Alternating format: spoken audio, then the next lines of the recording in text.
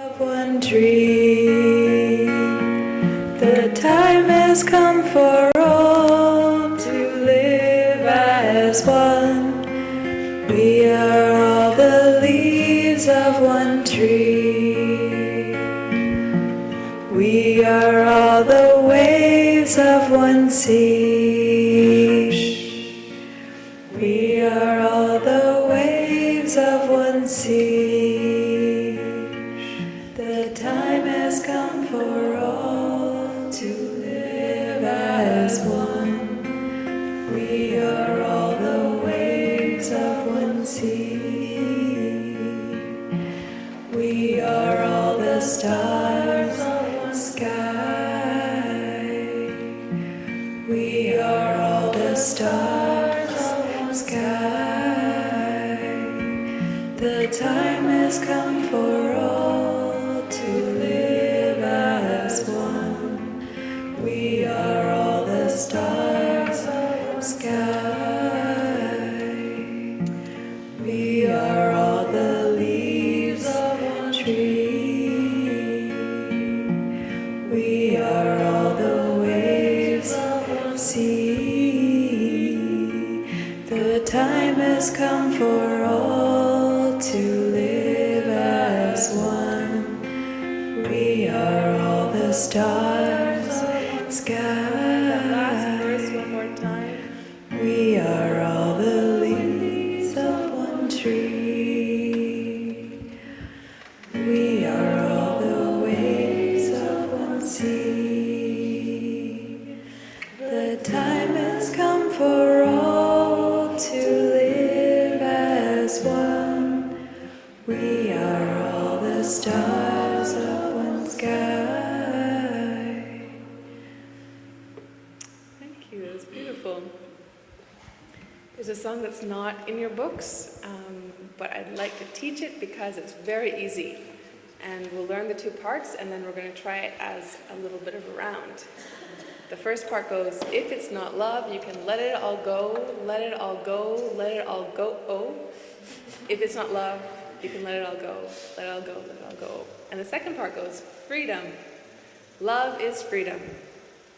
Freedom. Love is freedom. So the words are pretty easy. So let's try the first part. We'll do this a cappella. If it's not love, you can let it all go. Let it all go. Let it all go. If it's not love, you can let it all go. Let it all go. The second time is different. Let it all go. So let's try those two. If it's not love, you can let it all go. Let it all go. Let it all go. If it's not love, you can let it all go. Let it all go. Let it all go. Freedom. Love is freedom. Again. Freedom. Love is freedom. That's the whole song. Ready to try it? So I'd like to invite this side of the room to start. And then are you good to lead the second part? Okay. So when we get to the freedom, you'll be starting with if it's not love. 1, 2, 1, 2, 3. If it's not love, you can let it all go. Let it all go. Let it all go. If it's not love, you can let it all go. Let it all go. Let it all go. If it's not love, you can let it all go. Love is let it all go. Let it all go. If it's not love, you can let it all go. Let it all go. Let it all go. If it's not love, you can let it all go. Love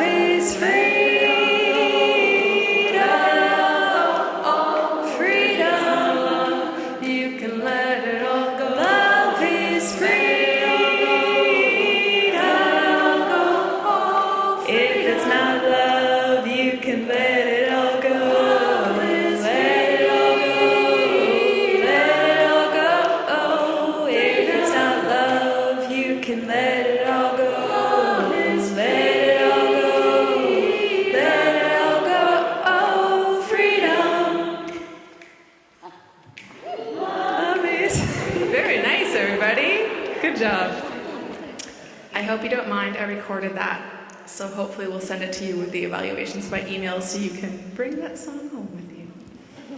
I don't know, is our panel ready or do we need one more song?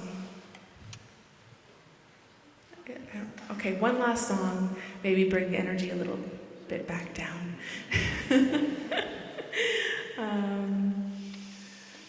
Have you learned Arrived, number 21? It's a really beautiful song, and it's not too long. So we'll try singing it 3 times straight through, and if you don't know it yet, you'll probably pick it up by the 3rd time. And for those who already know it, just take it as a meditation. So all of our singing is not just about entertaining ourselves. It is entertaining, it is joyful. We're nourishing our joy, but we're also taking in the teachings through a different part of the brain. We're letting ourselves resonate on the same level. We're bringing ourselves together in a very profound way. So we invite you to the very deep practice of singing children's and Dharma songs together. Arrived, arrived, at home I am at home, dwelling in the here and dwelling in the now, solid as a mountain, free as the white cloud, the door of no birth and no death is open, free and unshakable. Everybody. Arrived, arrived, at home I am at home, dwelling in the here and dwelling in the now, solid as a mountain, free as the white cloud, the door of no birth and no death is open, free and unshakable.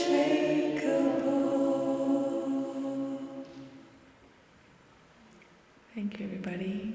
Our panelists all here? Wonderful. So we'd like to invite everyone to stand up to welcome our panelists.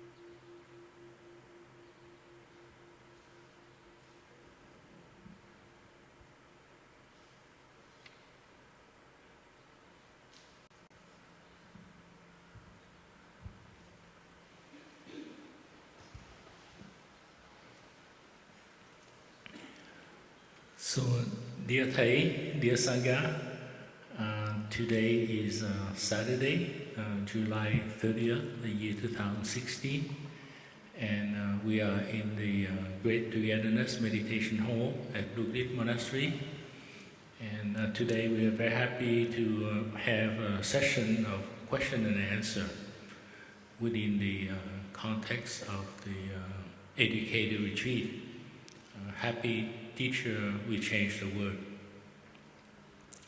So we have practiced together for a few days now.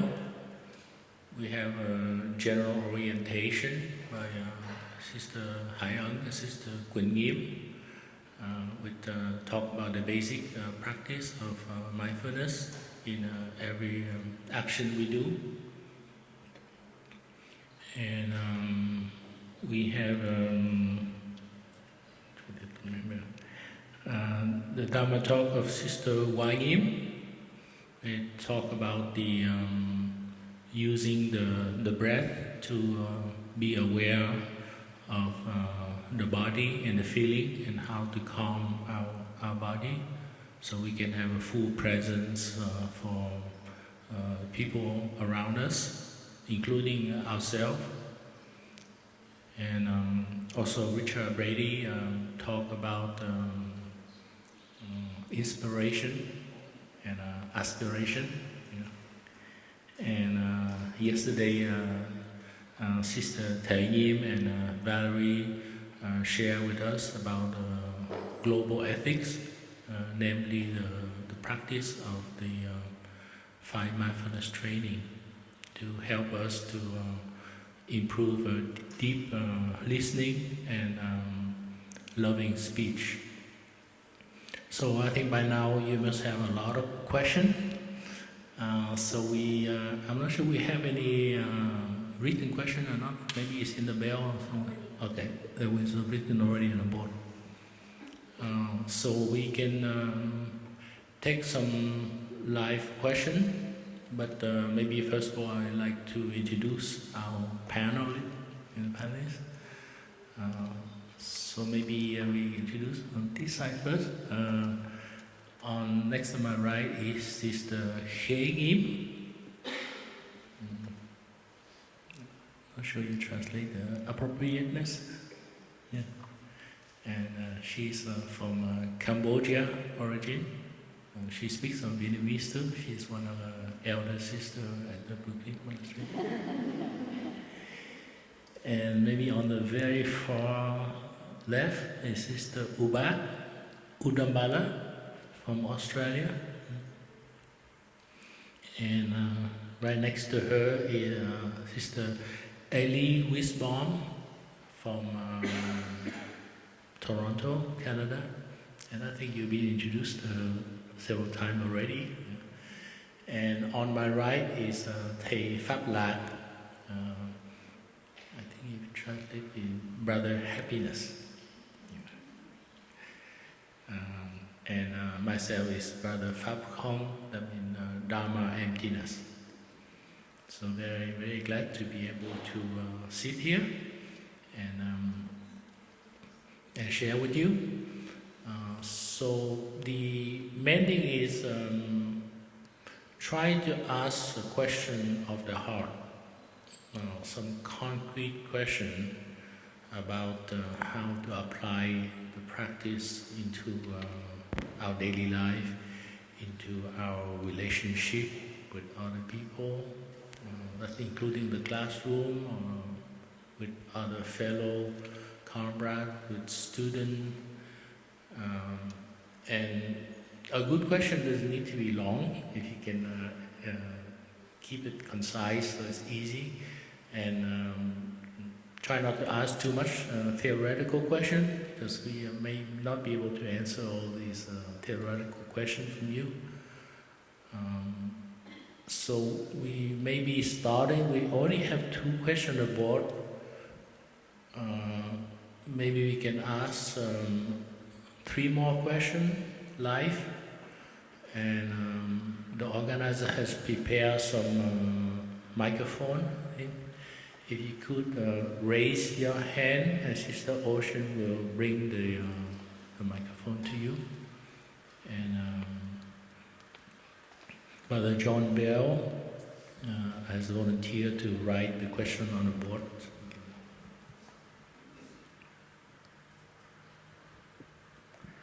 Good morning. Good morning, Sangha, dear Thai. My question is this. I try very hard to live a life that's dedicated to compassionate service and action. But I also have an ego.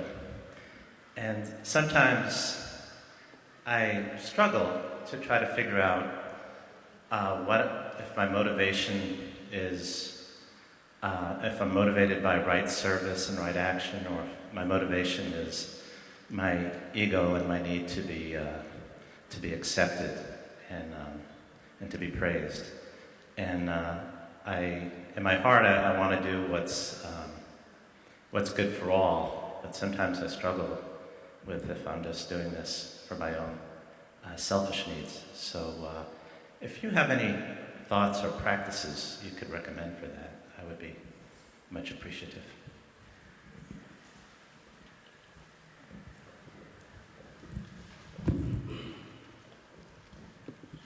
So thank you. Maybe before people ask a question, maybe I can read what the written question on the board already, because sometimes people may not be able to read them. Number one is how to deal with anger and pain when life stirs them up. How to deal with anger and pain when life stirs them up. And the question number two is what to do with a family that is not mindful. What to do with a family that is not mindful. And the question was asked, if we can summarize, is how to discern whether motivated by ego or right intention. Is how I can find my motivation.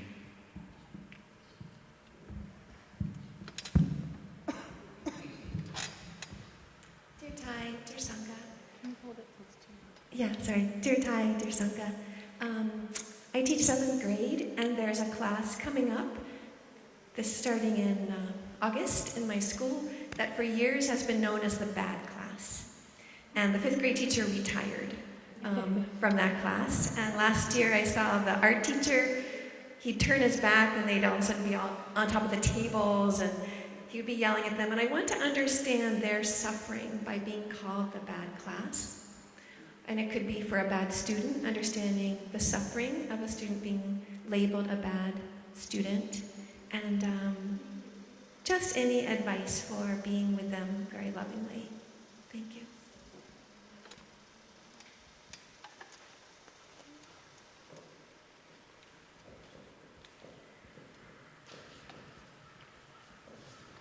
Good morning, dear Thai, dear brothers and sisters.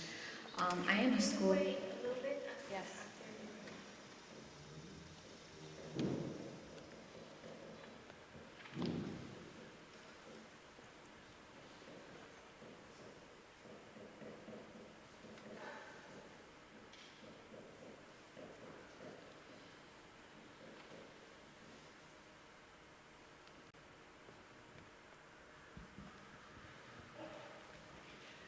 I am a school social worker in an elementary school, and I am very much in demand, not only by students but by staff.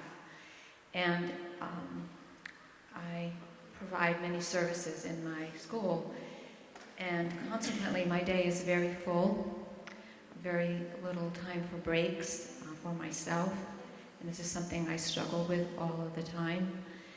And so my question is, or I'm seeking for some support and suggestions of how during the day to make the time when I am in great demand all day long and there are many, many needs, how to say no, or how to maybe limit my response to some of those demands so that I can also provide some self-care during the day. Thank you. We've reached our 3 questions. I see that there are maybe 2 more hands up. Shall we wait till the end to see if there's more time? Okay, so hopefully once these questions are answered, if we have some more time, we know that there are 2 questions waiting and ready. Thank you.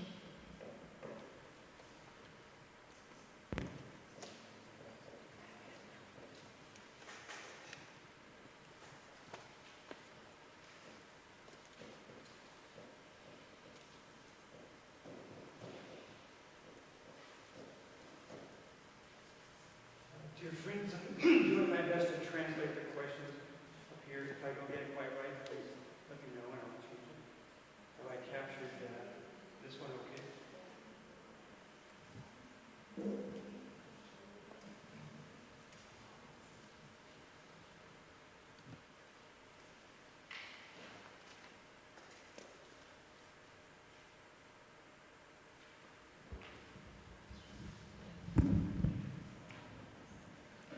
So thank you very much for the question, and maybe we can listen to one sound of the bell first, and then we can figure out how we can answer the question.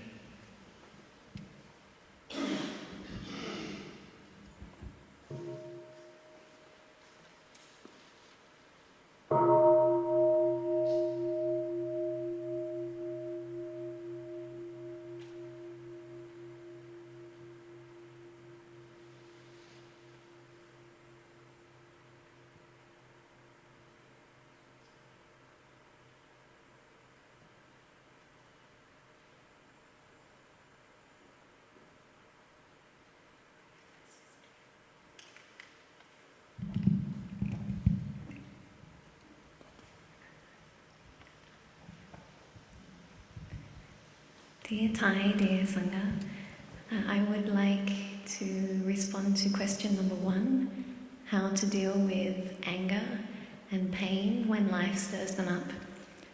And I think this question can relate to any feeling or emotion that is stirred up by life.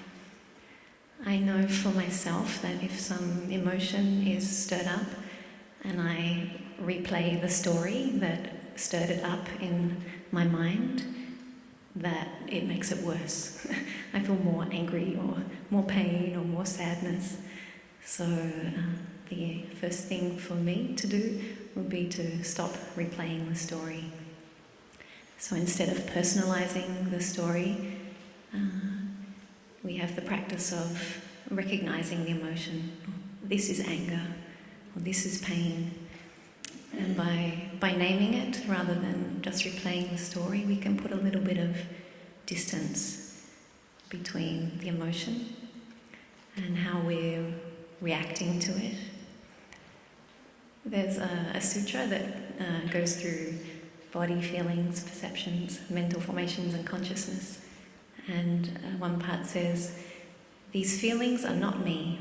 If they were, I could say, don't be angry. Be happy. But I can't say, don't be angry, be happy. So therefore, these feelings are not me. And it's important to know that it's not wrong if anger arises or pain arises, because we all have these seeds within us, and when they're watered, they will come up.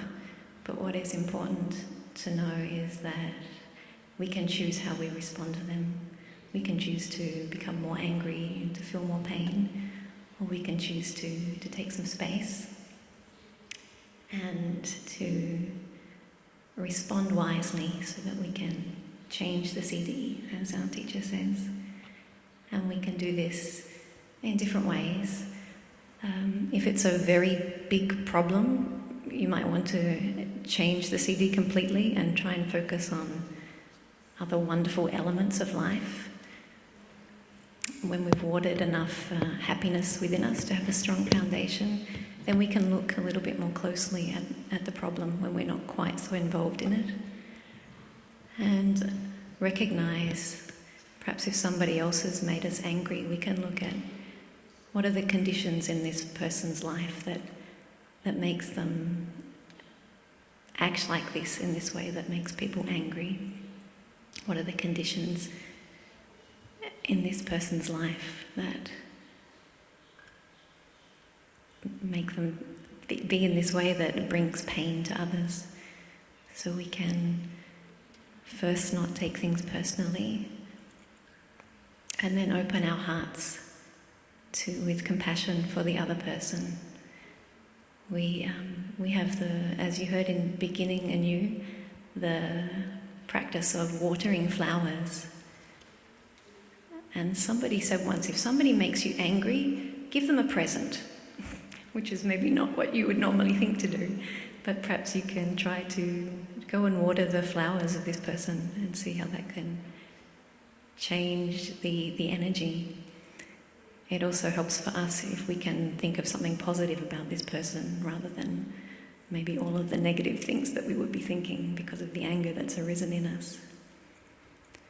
So I would say, first, take care of yourself. Take a step back and name the problem instead of being the problem. And open your heart with compassion to the other people. Thank you. I hope that's helpful.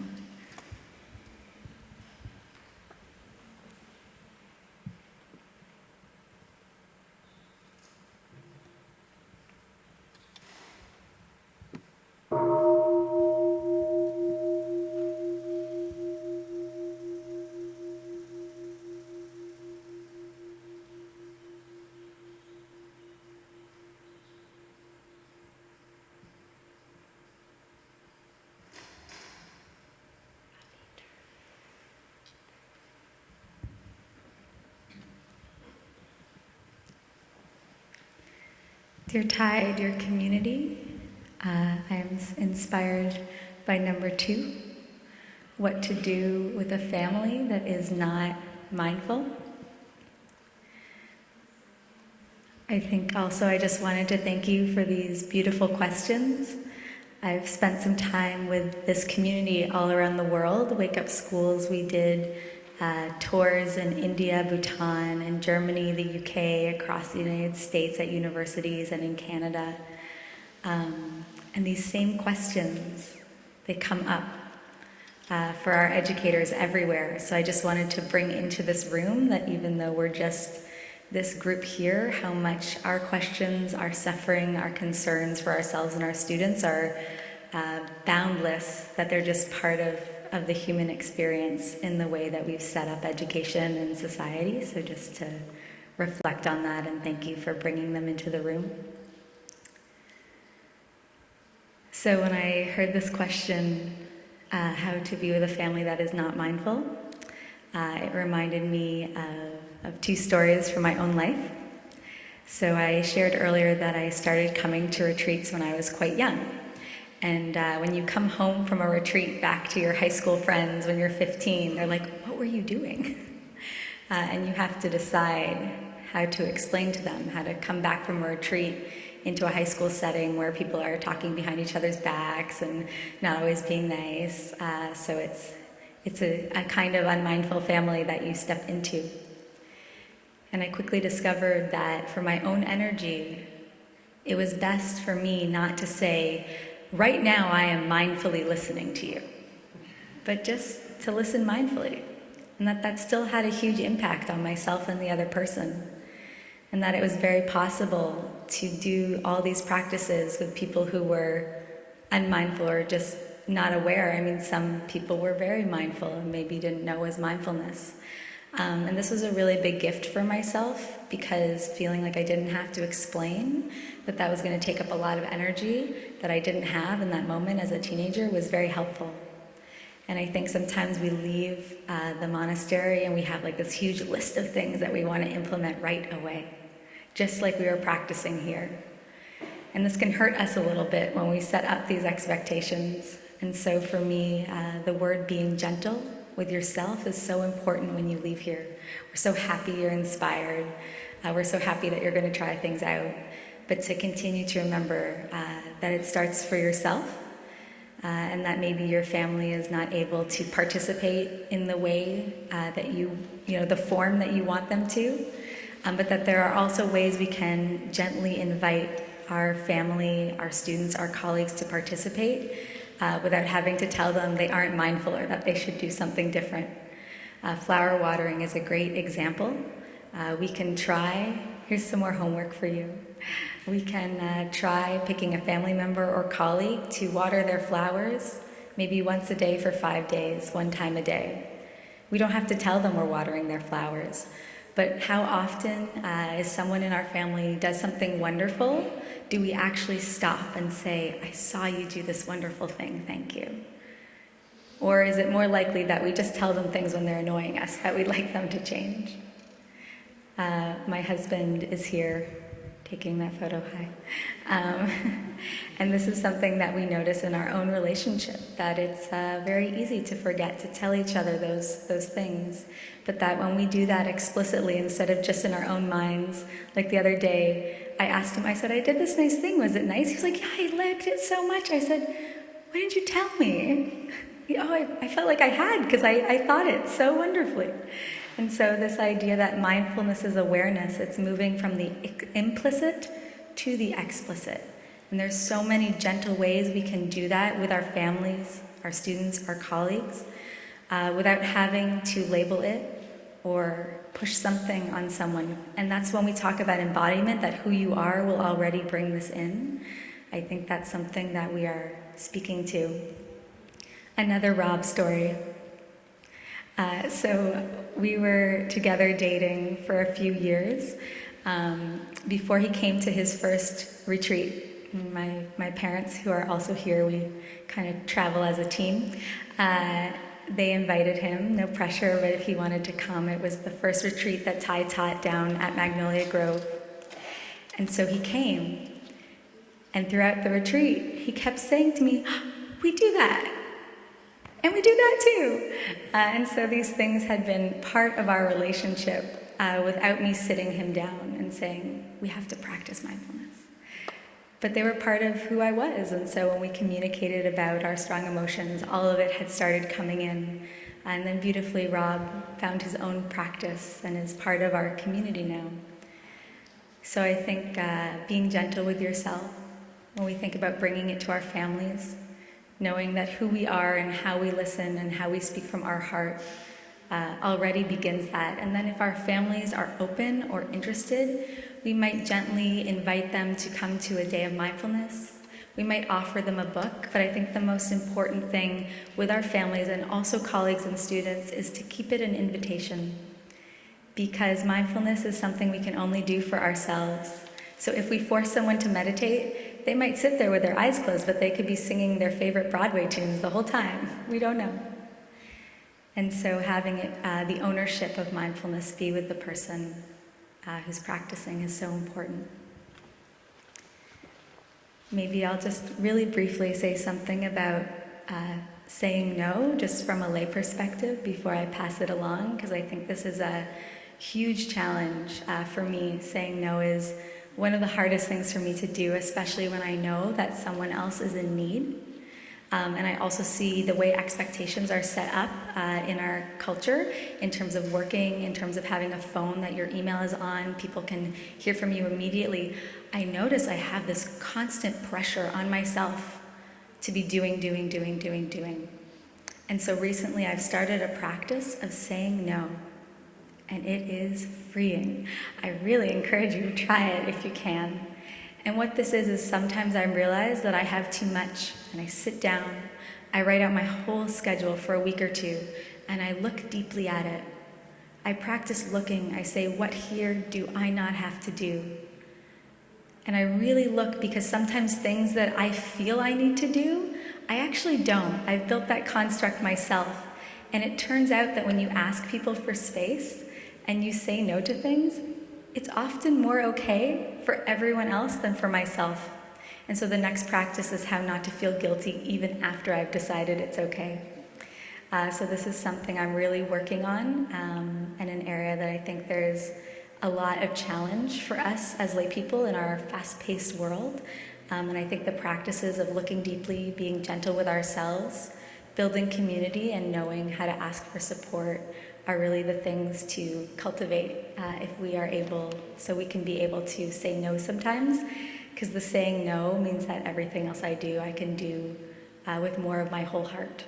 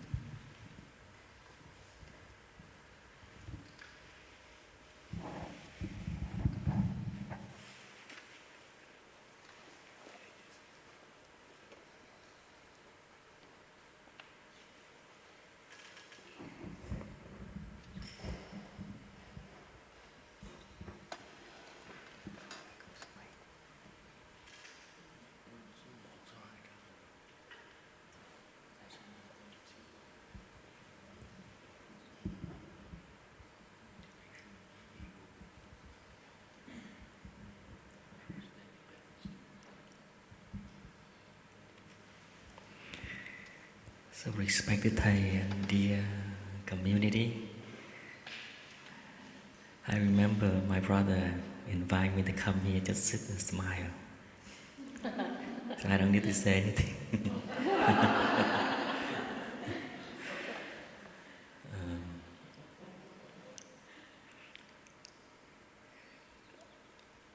So I will answer the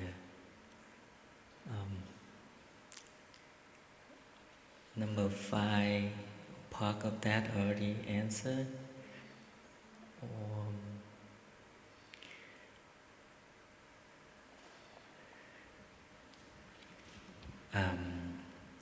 Okay, let me continue with number 5 a little bit.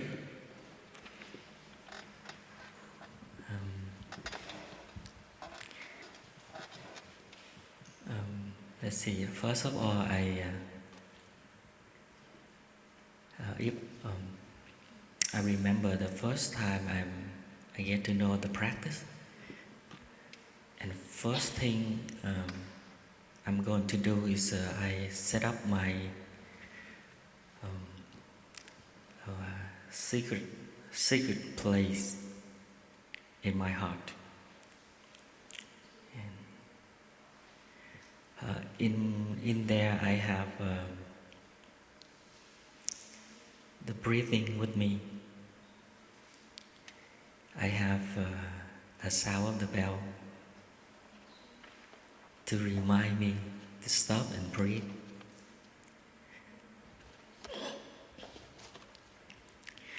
In there I have practiced walking meditation. I cultivate day by day to practice walking when I'm working before I become a monk. And everything can help me to go back to myself, to breathe, to be present in the here and the now. And at work, I create a distance from my machine to the store. Whenever I went to pick up things to work, I create that distance, walk mindfully.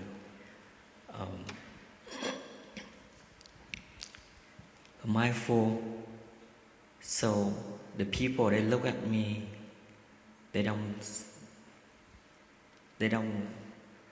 see me do anything different or do anything crazy. I'm not walk too slow, or I'm not trying to let people see me practice.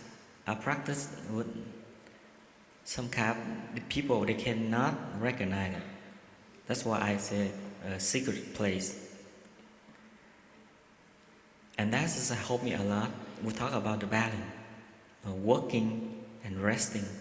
I can rest when I work, and I can be present for my working, and I also be present for anything that come to me, and I can say no if I think I cannot do it.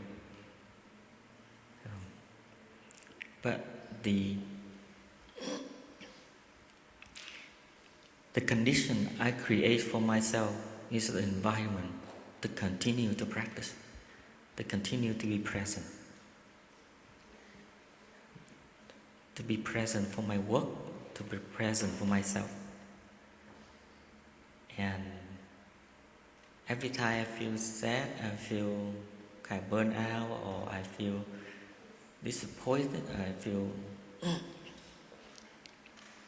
not happy, I go back to my breathing and I go back to my home. And that's what I practice. And sometimes it's very fun. And I feel very happy because I have something very strong, stable in myself. And later, when I learn with my teacher, I realize our teacher gave me a sample very, very beautiful. I love that. He said like a tree. You see, when the tree, for example, the pine tree out there, you see very stable because they rooted very deeply in the ground. And that picture has helped me a lot, and also nourished my secret place, or secret garden, or secret world, whatever you want to call. So that's my experience.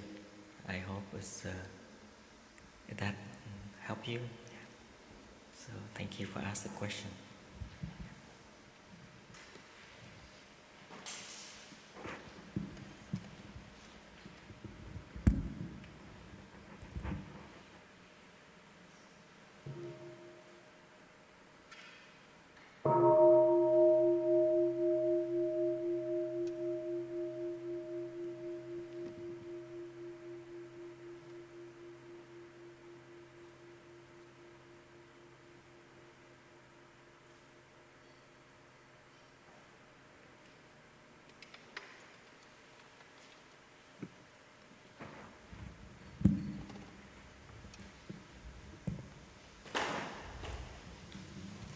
Respected Thai and community, advice on understanding suffering of bad students. Understanding suffering. I think for me to understand suffering of my student or my sisters or my family members, I have to learn how to listen to my own suffering. I have to recognize there are some suffering in my feelings, in my way of thinking and behaving, and I need to remember to do self-care for me, and to cultivate the energy of kindness and compassion for myself, so I can offer it to those that suffer around me. And so I have to prepare myself to be able to listen to somebody have a lot of difficulties and suffering, and have the willingness to listen with kindness. So I have to ask myself, am I in that space to listen to this person that is in a lot of suffering and difficulties? And if I feel that I need self-care first before I do that, then I have to restore myself to cultivate nourishment and to renew myself by making space. For instance, I would practice walking meditation outside to have the fresh air, the fresh oxygen to nourish myself and to restore myself. Like today, I was kind of active in the morning, and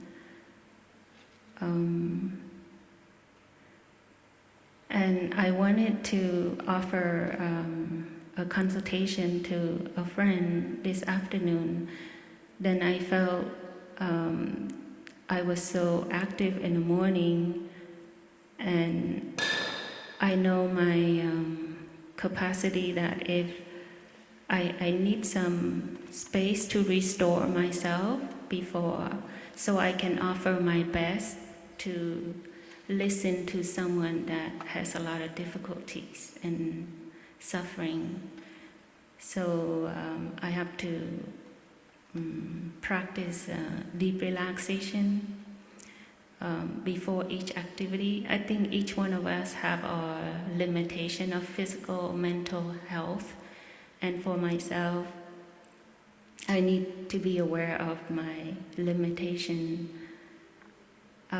If I feel so tired and not very clear-minded, then I'm not able to listen to someone that having a lot of difficulty or suffering.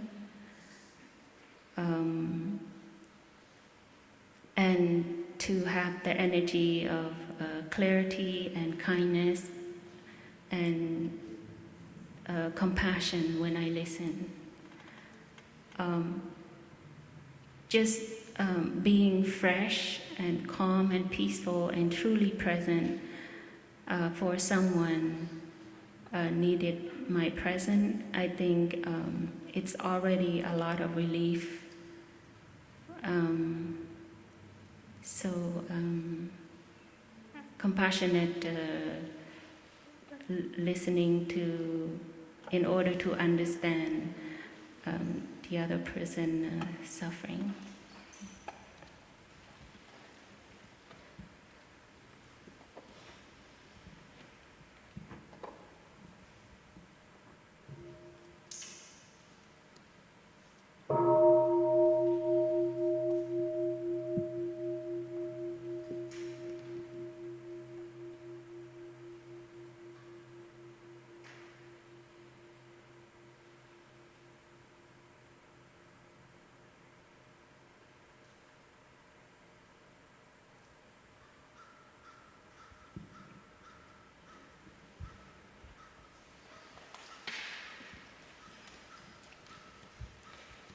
So, dear Thầy, dear friends, I think we have the question number 3 that has been addressed. how to discern whether motivated by ego or right intention. I think I see there's a common thread to all those questions. I think I've been following this retreat, and I think sometimes we are faced with many things we have to deal with in the classroom environment and things like that. And the question is sometimes we don't have enough time, how we can limit ourselves, like there's so much we can volunteer and do things. Probably the best way to do is to time our schedule in such a way that we have some pause. So we have to think it over before we commit to the next class or the next item, things like that. We went to Google place one time with our teacher, and we share with the Google employees, and they have an app they're working on to put on the some device, I'm not sure, you know.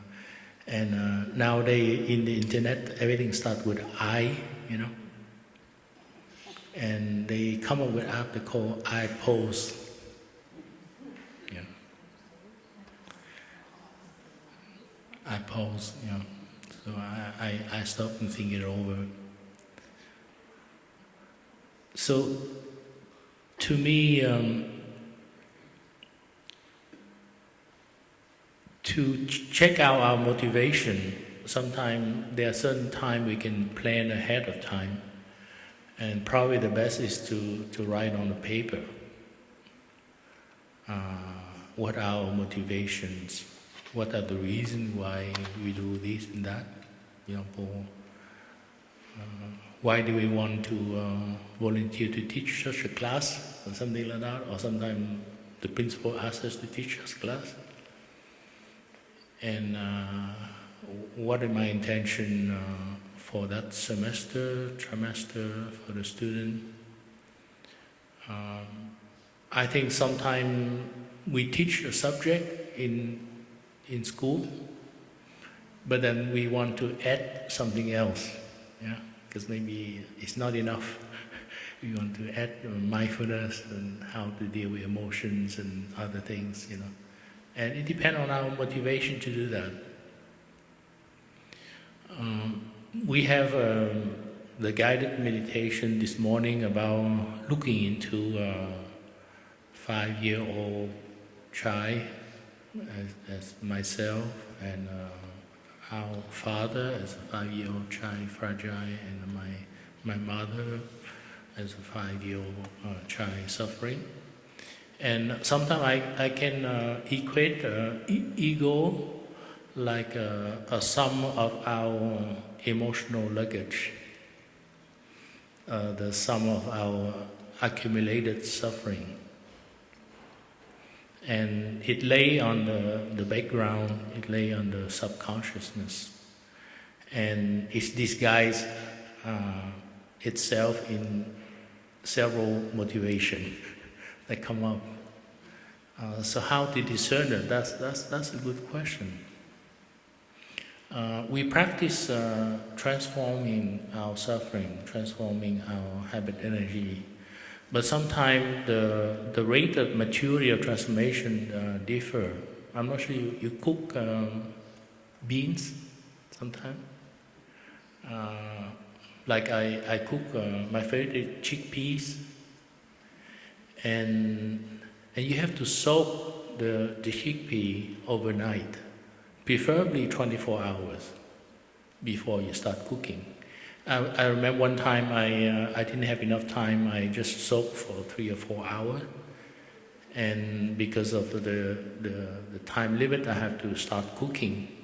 And I noticed that no matter how long I cook it, the beans will not grow bigger.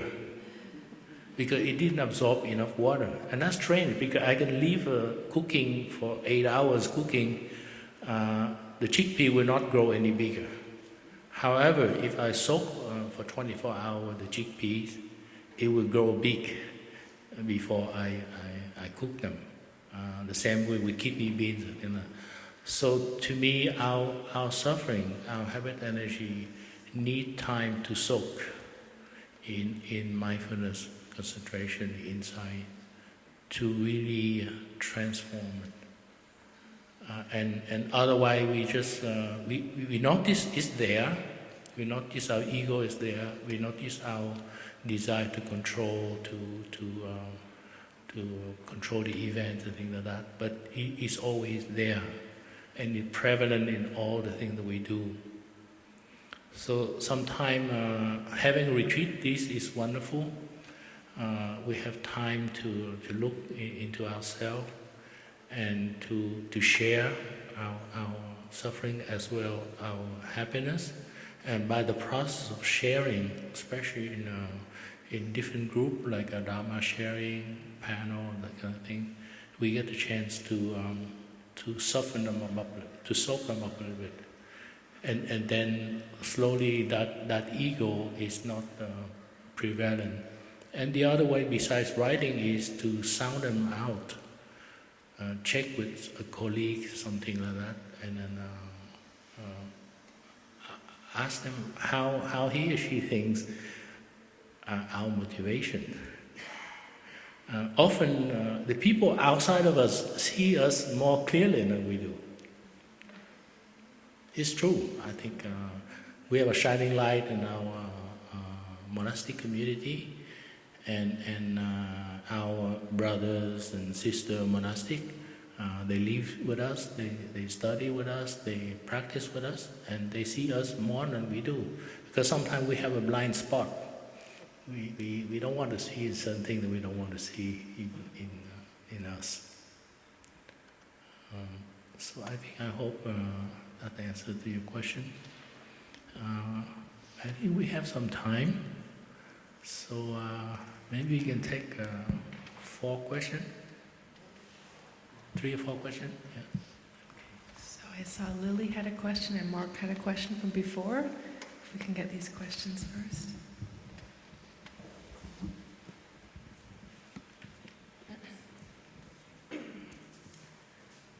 Beloved Thai, beloved community, I have a question about how to best deal with our sick mother, whose doctor says that she will be ready to exit the hospital in a week or so, and that it's best for her to go home. This is not the first time we've had this situation, and so home has been here, and we're not sure that that's going to work because she is embarrassed about being sick and she doesn't want to be a burden to the community, and she requires a lot of care. We might be able to hire someone to help with that, but we don't know. And then the other 2 options are where we come into conflict, my brother and I. One is for her to be institutionalized. I don't agree that this is a good option. And the other one is for her to come live with me and my 2 daughters, which my brother is afraid would be too much of a burden on us. In the past, when he was in Plum Village, and this happened before, he and the rest of our family all said she should go to the institution. And I said no, and I went and got her out of the hospital, and she was very grateful. She said I rescued her like an angel. And she was able to heal living with my family. It took a long time, years, And then she was able to heal the rest of the way by coming here, and I'm so grateful to all of the community for that support, because that was the rest of her healing, and I felt that she was whole again, finally, after many years. So the question is really like how to deal with this conflict of opinion with my brother.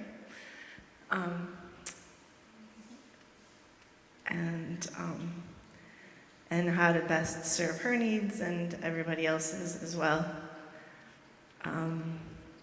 My experience is that it works for her to be surrounded by love in the family and to feel that she's needed, to be able to participate in our lives, and that that's worked in the past. At this point, she's not able to even have a conversation about what she really wants, although before she got so sick, she did say she didn't feel she was ready to come back here. So that's my question.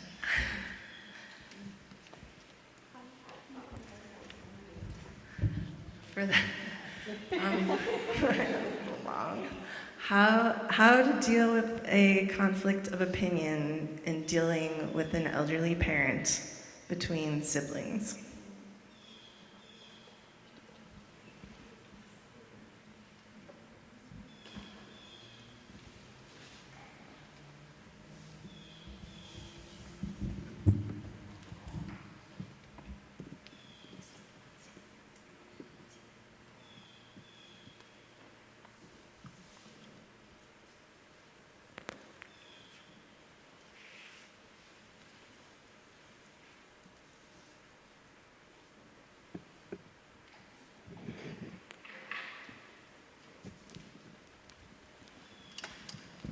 There are many different traditions and spiritual paths that lead to mindfulness, some of which I already practice.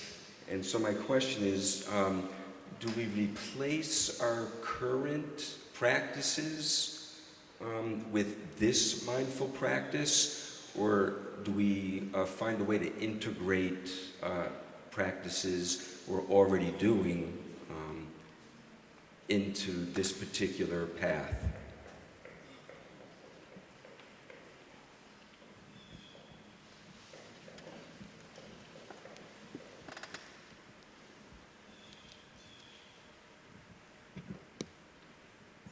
Perhaps this is our last question, and I saw there were a few more hands up, but you can always bring them, those questions, to your Dharma sharing today or individually to your Dharma sharing leaders. Dear Thai, dear Sangha, if and when the day comes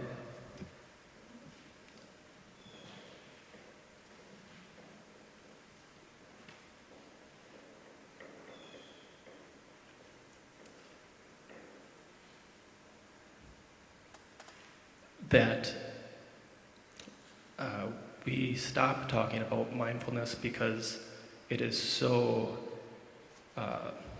prevalent that it becomes unnecessary to talk about it within the classrooms, what do you foresee being the next gift from this cultural tradition of Buddhism for the classroom?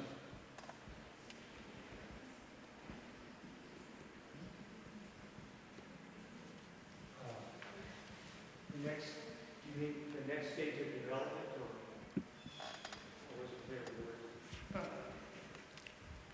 What is the next mindfulness for educational systems, or for the schools and the classrooms?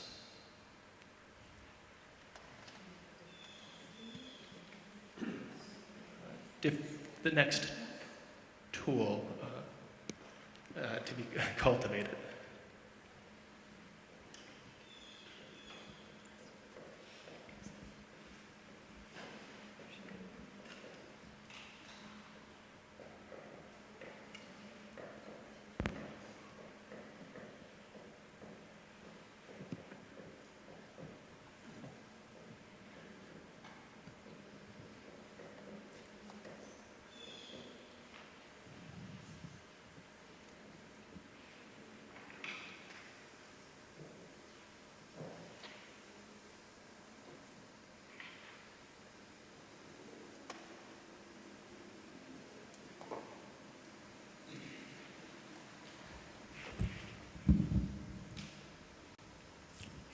So, dear Thầy, dear friend, we have 3 wonderful questions.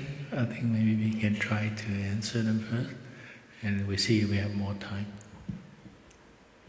So,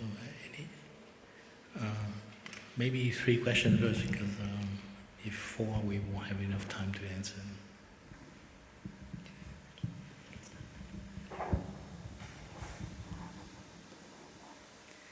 Dear Thai, dear Sangha, the question that we just got, what is the next mindfulness in education? I think this maybe speaks to a question that mindfulness is a very hot topic right now in society, which is really wonderful because it's opening many doors, but also in the kind of, I guess we could call it an emerging field of mindfulness in our Western culture, where all of a sudden we have corporations involved, healthcare, education, all these sectors in our culture are starting to think about integrating this. And so a question becomes, what is mindfulness in these settings? Richard Brady shared at our organizing meeting the other day a very beautiful sharing that Sister Annabelle had, which is, if we look at the history of Buddhism, every country that it has gone to, it has integrated in its own way, and a new form has come out. And so we are at the beginning of this wave of our culture looking into this. And I think this is a question for many people who are working in and around this field right now. What will this become? What does this look like?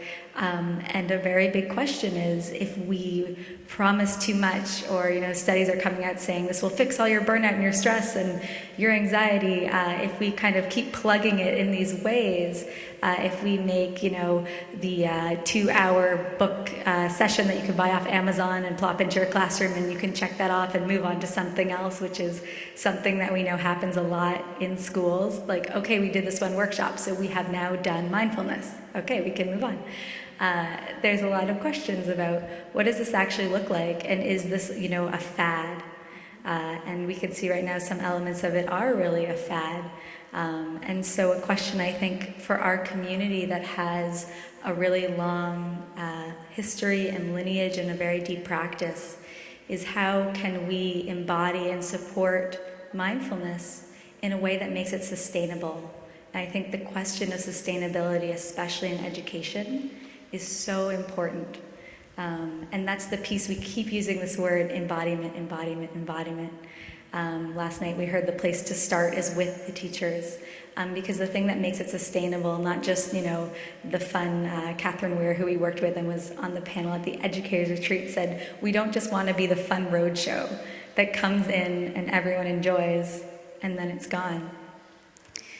So I think with a question, what's the next mindfulness, really speaks to this idea that right now mindfulness is kind of this buzzword and maybe a fad that could go up and down if we're not careful about how it is embodied and sustained and integrated. And so I think this is a beautiful question for all of us that are working in and around this. How do we make it sustainable? And briefly, I just wanted to touch on one thing to circle back that came up for me when I heard this question as well, that idea of right livelihood that was asked earlier. I just wanted to share a quick thing from my heart as a layperson working in this, is also, if we're bringing mindfulness into these spaces and it's part of my livelihood, it's so beautiful because all of these pieces of my life come together. But what does it mean to kind of offer the Dharma in an urban space where I also make a living? And I think that's a huge question as well when we look at the sustainability of this, is how, as lay people, how do we interact with this question? And for myself, a big part of that, we'll talk about the kind of 3 pillars of wake-up schools, but that's embodiment, which we've talked a lot about, service, and community. And so for me, our teachings and our practice really speak to this idea of service, and that's a deep offering from your heart. And so when I go out, I think supporting retreats at Blue Cliff, supporting my local Sangha with my time, but also if a school or a social work community comes to me and says, we have no money, but we want to bring this in, then I just go. And that's a really important part of my practice in offering this in the world, is that this community asks me to just go. If a school comes to me and says, we'd like to do 10 different classes, but we only have this much money, so maybe you should only do one class, my answer is, I will come for that much money, but only if I can do all 10 classes. And so I think this sliding scale and the question of the ego ties sentence, if you know you're right, check again. So as I do this work, I'm always checking again. And when we ask, what's the next mindfulness? It's a good thing to say, well, let's check again. What is it right now? Do we know yet? How can we support it?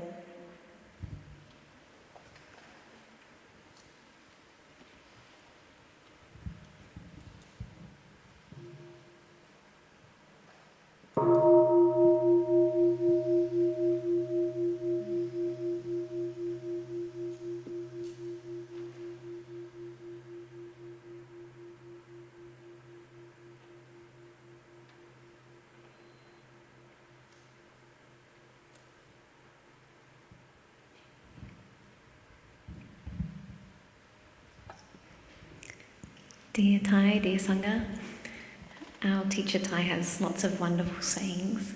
Another one is that he often says for Christians or people from other religions who come to practice with us that if you have two religions or two faiths, then you're doubly rich. So I'd like to talk about question number 2, whether we should replace or integrate practices from various traditions. I think that if we have some spiritual practices which we know bring us more peace, joy and happiness, and we know that they bring the people around us more peace, joy and happiness, then it's a very valuable thing to integrate them into our lives.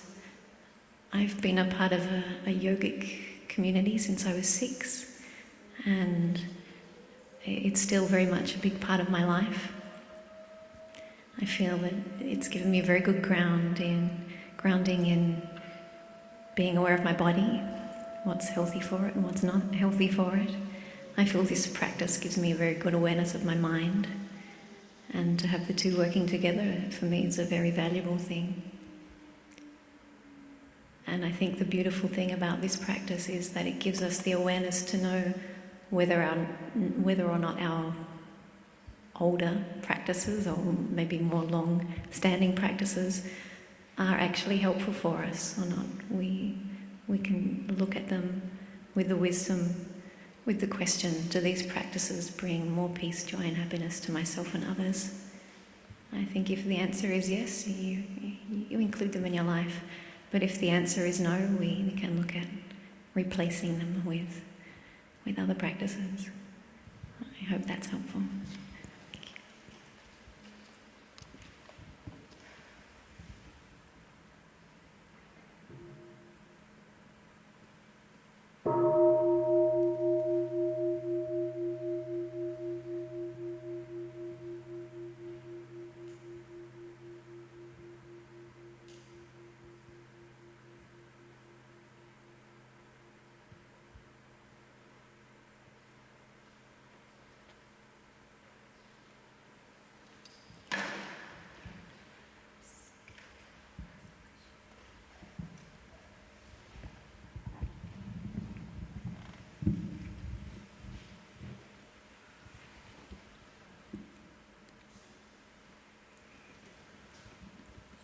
So, dear Thầy, dear friends, I really like the question number 3, what's the next tool of mindfulness indication? I know partly been answered, and we can add something. First of all, as a resources, I think we have an educator retreat in Brock University. I think it's about 4 years ago in part of Canada. And I think the tape is still there, somewhere on YouTube, I think. You search, you will be able to find it. And it talked about many subjects, because there were, from what I remember, there were 1,500 educators gathered together with our teacher and all the monastic community. And many of the subjects have been spoken about as well as today. I think some of the team I see a lot, and maybe the educator can share some more, is how to integrate different things into the classroom. We have before a lot of resistance about if we incorporate something like Buddhist or religious nature too clearly, and there might be some resistance. I remember there was one teacher, she was so enthusiastic that she was inviting the monks and nuns to come to her school, to her class, to teach. And then suddenly she asked permission, and the vice principal or something talked to some parents, and they objected to that. They didn't want the monks and nuns to come to the classroom. So I think many of you have a different movement to start to share. I think we talk about share about breathing, being aware of our strong emotion, anger, different things, and to improve listening skill, to improve clear judgment, and form good memory in a better performance in class. But then many teachers find out, because if children and students have a difficulty in the family, then it's difficult to perform, difficult to be a good student. So sometimes we kind of increase by helping out in a different way to help a student perform better in class. So I think various group of Wake Up School has talked about these issues and share about it. I like to answer to the first question too, because I think it's very important. I still have some limited information, but from what I know is after a surgery, it takes time to recover. My mother has a knee surgery and also a hip surgery, and sometimes you need to take some medicine to help to heal the process and let it heal. But then some medicine is too strong dose will create secondary effect that may prevent the person from sleeping, resting, and so on. And if too little medicine has a pain, things like that. My mom, in a sense, I think she's a very calm practitioner, and she able to recover fairly good.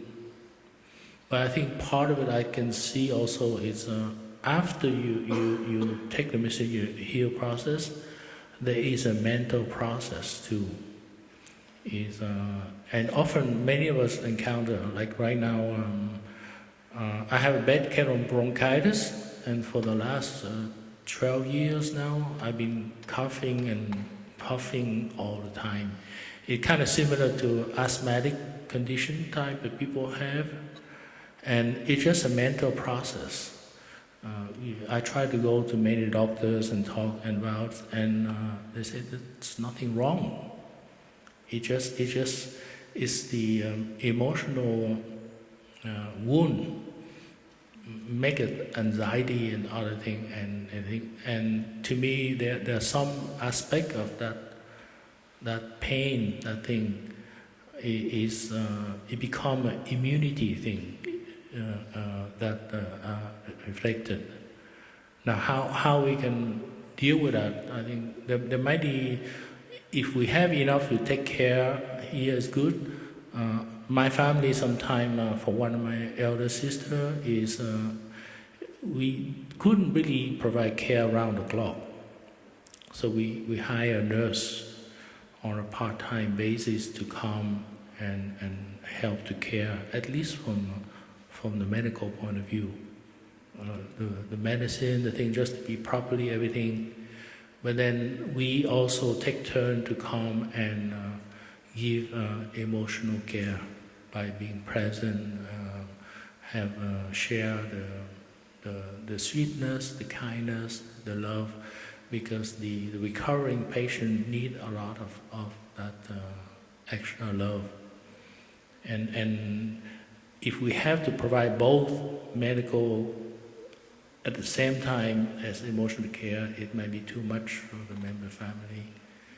And at some point, one of my elder sisters at some point is not enough because she fell on her own room and she broke her hips, and that's become too much.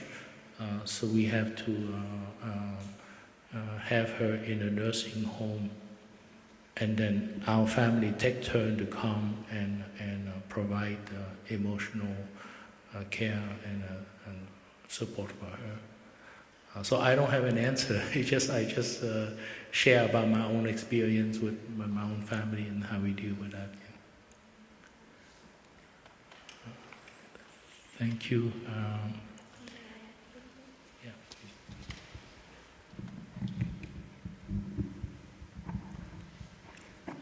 Dear Thai, dear Sangha, to continue a little bit from question 1, in terms of the conflict between siblings, and in terms of conflict between anybody, for that matter, I think it's difficult sometimes when we're interacting with someone and one person thinks this is the way and the other person thinks this is the way. How do we find a solution? And I think it's always very important to try to understand why that person feels this way. In the case of your brother, I know he's been here looking after your mum, sometimes alone, sometimes with the support of the community when we've been able to. And it's been challenging for him. So perhaps from this feeling, it could be that he doesn't want to put you in the same position. It could be that he feels that even with support of family and community, that your mother hasn't been able to get better. And maybe he has a real fear about that. Maybe he feels that to be in an institution, she would really receive 24-hour care. You know, maybe he speaks from a place of fear of losing his mum. So I think when you're able to have a conversation with him, it's important to try and understand how he might be feeling, to ask him these questions. Tell me, what are your fears? And then to explain to him deeply, what are yours? Of course, it's natural that a daughter would want to look after her mother. And that's very beautiful that you would like to do that. And to ask him to give you the chance. Maybe at some point there needs to be compromise. Maybe your mum can come to you first, and if you see that she's not responding, then maybe another way has to be looked at. But I think in any conflict, instead of saying we're right and this is how it has to be, or I'm going to be upset, we really need to try and look at where the other person is coming from. So maybe to open a conversation, is this how you're feeling? If not, can you explain to me how you're feeling, and how can we find a good solution for both of us?